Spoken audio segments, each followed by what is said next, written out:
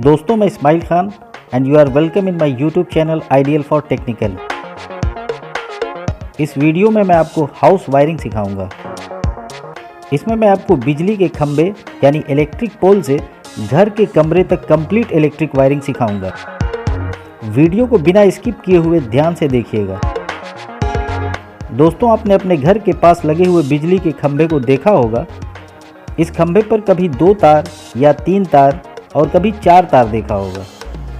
इन तारों में सबसे नीचे का न्यूट्रल वायर होता है और ऊपर के सभी वायर फेस के होते हैं। जब आप इलेक्ट्रिक कनेक्शन लेते हैं तो इलेक्ट्रिक डिपार्टमेंट के लोग आपके घर में एक एनर्जी मीटर लगाकर घर के करीब के किसी खंभे से एक न्यूट्रल और एक फेस का वायर एनर्जी मीटर के इनपुट टर्मिनल से कनेक्ट कर देते हैं।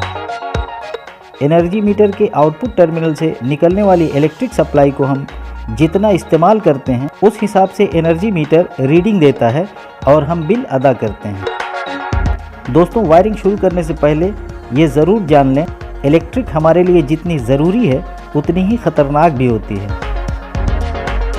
इसके लिए अपने घर की वायरिंग में ज़रूरी स्विच के साथ साथ सुरक्षा के उपकरण का इस्तेमाल भी ज़रूर करें।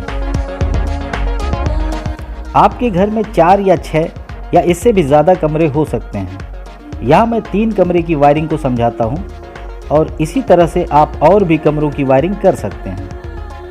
यहाँ 3 कमरों में से हर एक कमरे में एक एक सीलिंग फैन और फैन के साथ साथ एक एक बल्ब और एक एक ट्यूब रॉड लगी हुई है और तीनों कमरों में सॉकेट से मिलने वाली सप्लाई से चलने वाले एक एक उपकरण लगे हैं, जिसके लिए एक स्विच और एक सॉकेट की ज़रूरत होगी। इस तरह से सभी कमरों के स्विच बोर्ड पर एक सॉकेट और 4 स्विच की ज़रूरत होगी, जो यहाँ मौजूद है।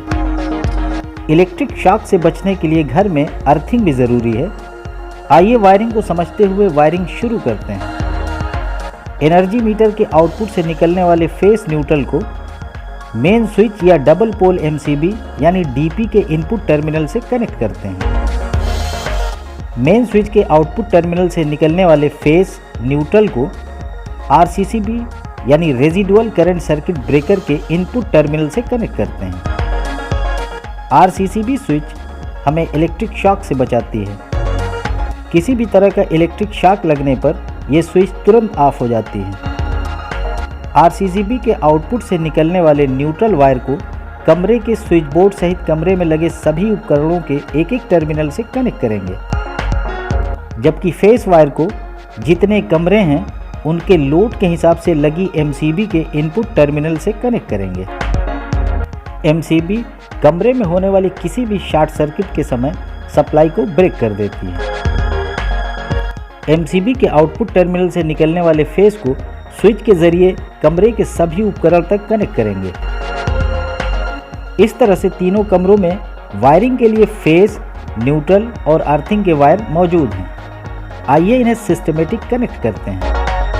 यहाँ मैं आपको स्विच बोर्ड में लगी स्विच का एक छोटा सा फंक्शन समझा दूँ, जिससे इस वायरिंग को समझने में आसानी होगी। इस फिगर में फेस स्विच के नीचे या ऊपर किसी भी टर्मिनल में दें और दूसरे टर्मिनल से लोड को कनेक्ट कर दें। इससे स्विच की वर्किंग पर कोई फर्क नहीं पड़ता।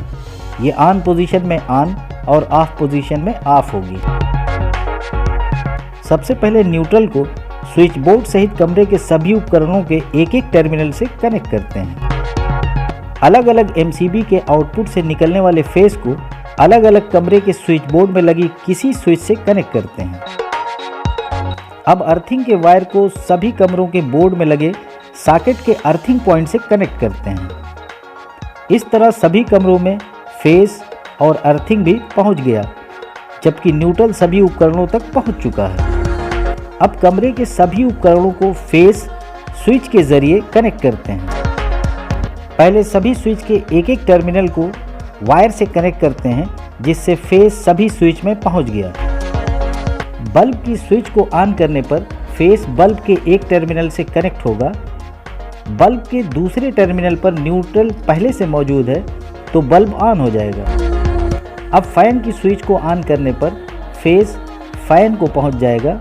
इसी तरह से ट्यूब रॉड की स्विच ऑन करने पर फेस ट्यूब रॉड पर पहुंच जाएगा। और यहाँ भी दूसरे टर्मिनल पर न्यूट्रल मौजूद है तो ये ऑन हो जाएगा। सॉकेट के दूसरे टर्मिनल पर एक स्विच को कनेक्ट करेंगे।